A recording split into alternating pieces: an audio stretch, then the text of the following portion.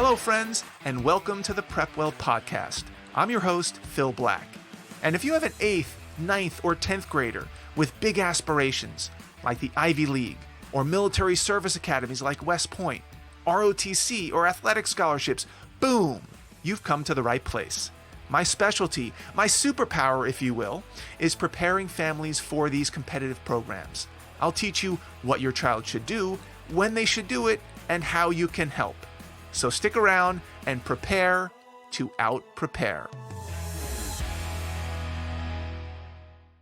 Hello, friends, and welcome back to the PrepWell podcast.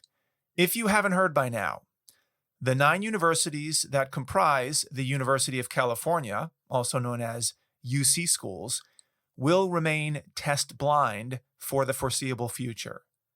This means that the UC application will not officially include your SAT or ACT score, even if you took it, even if you did well, and even if you wanted to officially submit your score. You can't do it. The 9 schools in the UC system include Berkeley, UCLA, UC Davis, UC Irvine, UC San Diego, UC Santa Cruz, UC Santa Barbara, UC Merced, and UC Riverside. And they are widely considered some of the best public universities in the country. And instead of getting into all the details about how and why this came to be, that's a whole podcast episode in its own right, why don't we just get right into what impact this might have on your child? Let's start with number 1. The California lottery has officially arrived, folks. As we saw this past year, getting into a UC school has become so unpredictable and so random across the full spectrum of students that no one knows what to do anymore, unless you have an extremely compelling and complete application. And even that's not a sure thing anymore. You should feel very little confidence that you'll get into one of the more prestigious UC schools, typically Berkeley and UCLA. There will simply be too many students applying with too little relevant evidence for admissions officers to make important distinctions. So what does this mean? It means that even if you are a highly qualified candidate and you're only interested in a few specific UC schools, especially if they're the more prestigious ones, you better have a plan B. You better plan on applying much more broadly, both in-state and out-of-state, because you cannot and should not bank on getting into your UC school of choice. It has literally, except for maybe the top 1% of applicants, become a lottery. Number 2, don't be lazy.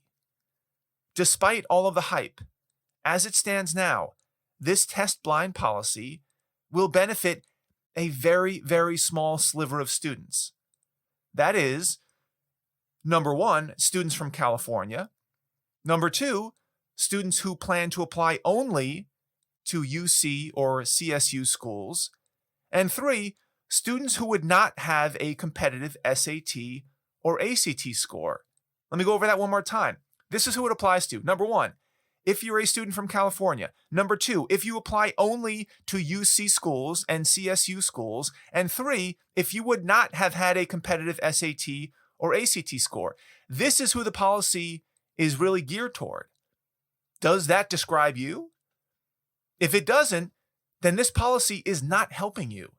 If you want to apply more broadly than that, outside of California or to private schools, then this test blind policy means absolutely nothing to you.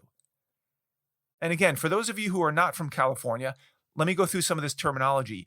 UC schools, again, are the 9 schools in the University of California system, and CSU schools are the 23 schools in the California State University system.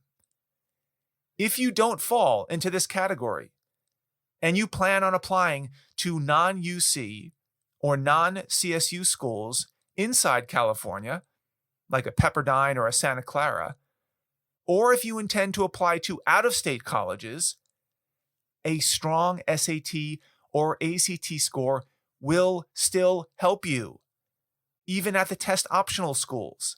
I've been preaching this for years. Unless you meet all three of those tests, don't think this test blind policy is a license for you to be lazy and not study for one of those tests. I know how tempting it is. I know it's not fun preparing for these tests. But if you listen to the headlines and decide that you no longer have to study, you are severely limiting your options. If you live in California, unless you are 100% sure that it's a UC school or a CSU school or bust, and you don't care which one it is, then please prepare for the SAT or ACT. I hate to be the bearer of bad news, but this ruling affects very, very few students. Number 3, your 11th grade PSAT score and whether or not you win a National Merit Scholarship has now become a lot more important. This is a benefit that, thankfully, many of my private PrepWellers, including my twin sons, took advantage of in this last admission cycle. Students earn a National Merit Scholarship by scoring in the top 1% on the PSAT test that they take in 11th grade. This is not an SAT score, which admissions officers are not allowed to consider last year and going forward because they're test blind. It's a PSAT score. So it makes it to their application, as it should. Now, to my knowledge, the UC system has not yet forbidden admissions officers from seeing National Merit Scholarship recognition yet. I wouldn't be surprised if they banned that from consideration in the future. But until that happens, students who put in the work over the summer and crush the PSAT in October of their junior year have an opportunity to demonstrate their standardized test-taking abilities by winning a National Merit Scholarship. These are rare opportunities these days. It's become so hard to show your true abilities on objective tests that can be compared across the state and the country. You have to do everything in your power to take advantage of it if you want to be competitive at the selective schools. Number 4, speaking of taking advantage of your scores, there's nothing that says that you can't include your SAT or ACT score in the additional information section on the UC application or in one of your personal insight questions. If you studied your face off and you got a 1550 on the SAT, for example, or a 35 on your ACT, I would not hold it against you if you slipped that score into your application. Now, the UC schools will never get an official record from the SAT or ACT testing companies, and there'll be no place to officially submit your scores in the application itself. But if you think that your SAT or ACT score is an important piece of your application and reflects something unique about you, then why not include it? Students include all kinds of miscellaneous things on their applications. Why should you have to hold back on one of the historically most important factors in the admissions process? Now, obviously, you're assuming that the reader will take your word for it, since they're not allowed to confirm your score. So it should be consistent with the rest of your application. You certainly wouldn't want it to seem like you were making up a score. So it's just something to consider if you think this policy is severely limiting your ability to represent your true talents. Number 5, applications will skyrocket again. As we all know, applications went through the roof this year, making the chances of getting in even worse. Combine that with very little information to make informed decisions, and you get a lottery. I don't see this changing anytime soon. In fact, it might even get worse. All the students who never thought they had a chance to get into a UC school because they had uncompetitive SAT or ACT scores are all now applying to UC schools. The unintended consequence of this is that nobody has any idea whether or not they will get in and where they might get in. Number 6, what is left to differentiate you from the rest of the applicants? Answer, not much. The only things you have to hang your hat on for UC applications are your extracurricular activities, your GPA, and your essays, what they call personal insight questions. UC schools don't even require letters of recommendation from teachers. which is often a big game changer. Nope, they don't want them.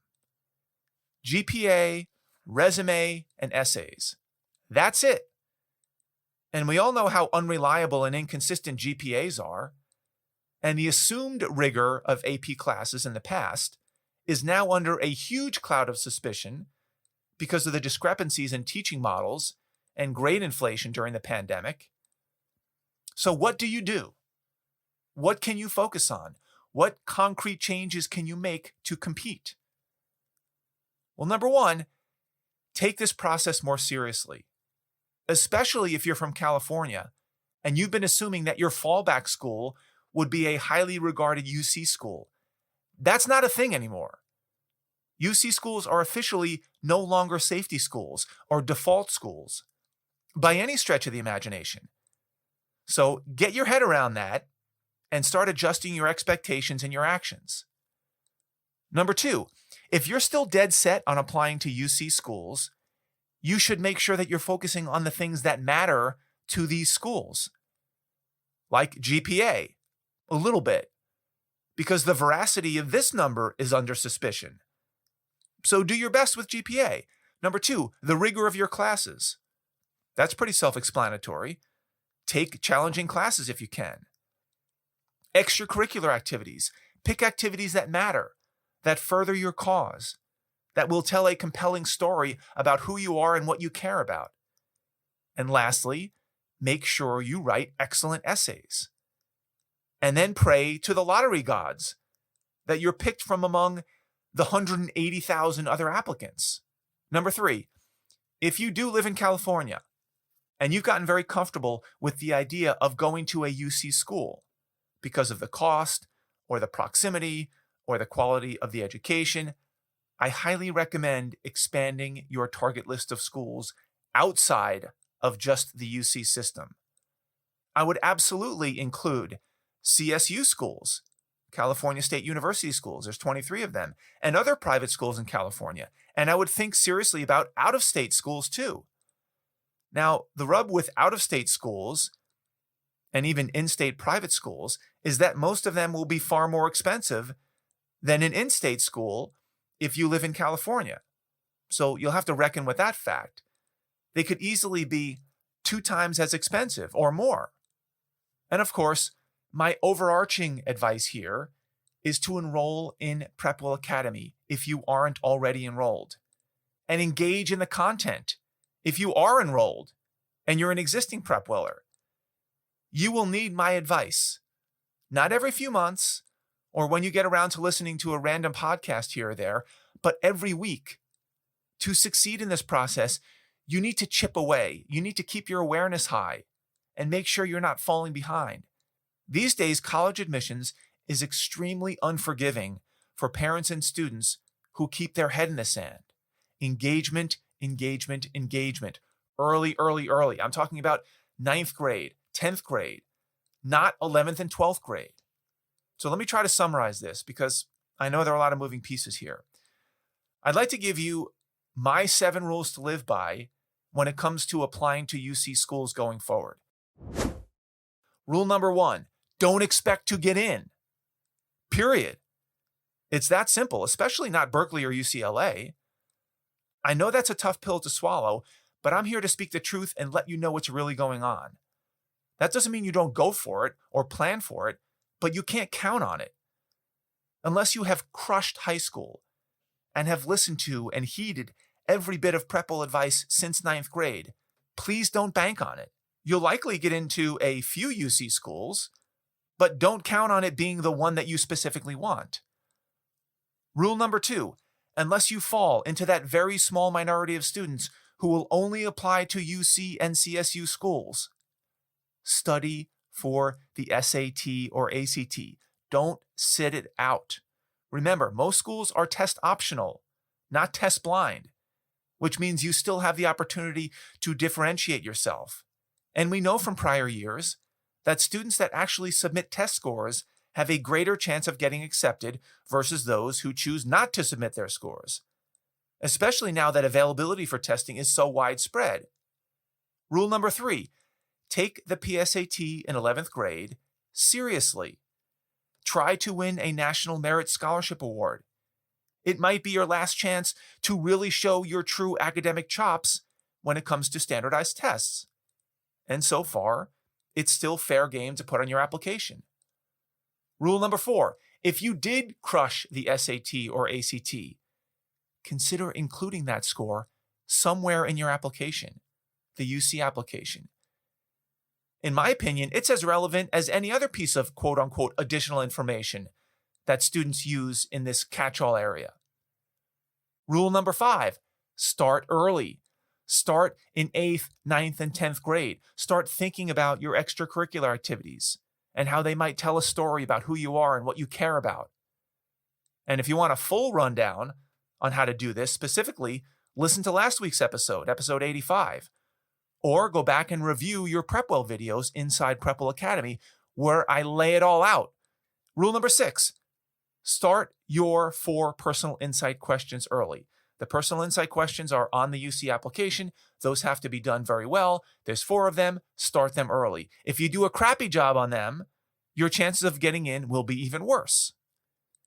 And rule number 7, if you're not already a PrepWeller, become a PrepWeller. Enroll in PrepWell Academy so that you hear advice like this every week when it matters most in 9th, 10th, and 11th grade. If you only start to engage in this material in 11th and 12th grade, and it's spotty and not in the right order, your chances of success in this process will go down dramatically, and it's getting even worse.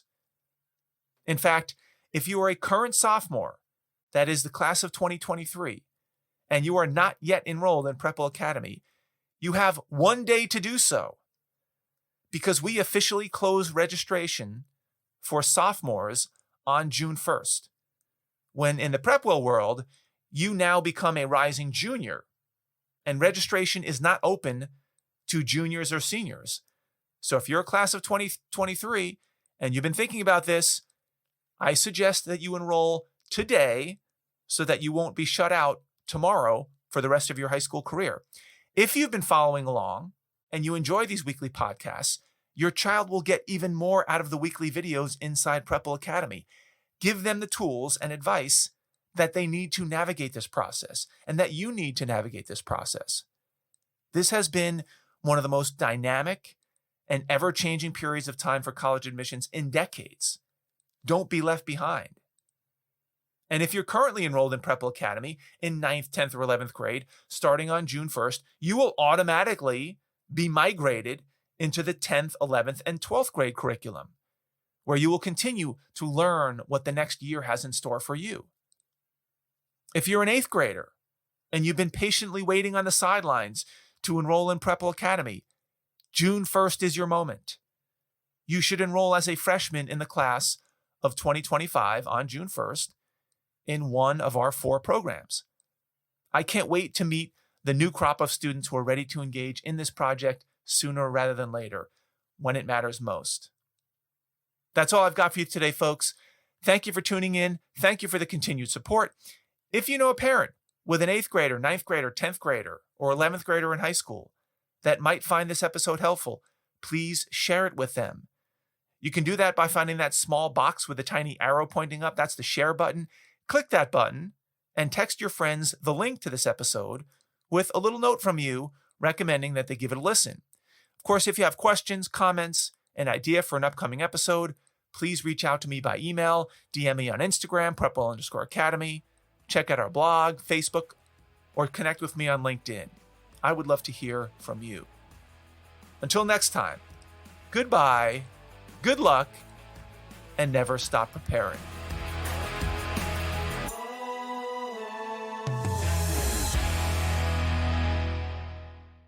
This podcast is brought to you by PrepWell Academy. PrepWell Academy is my one-of-a-kind online mentoring program that delivers to your 9th or 10th grader a short, highly relevant video from me every week, every Sunday, in fact, where I give them a heads up about what they should be thinking about to stay ahead of the game.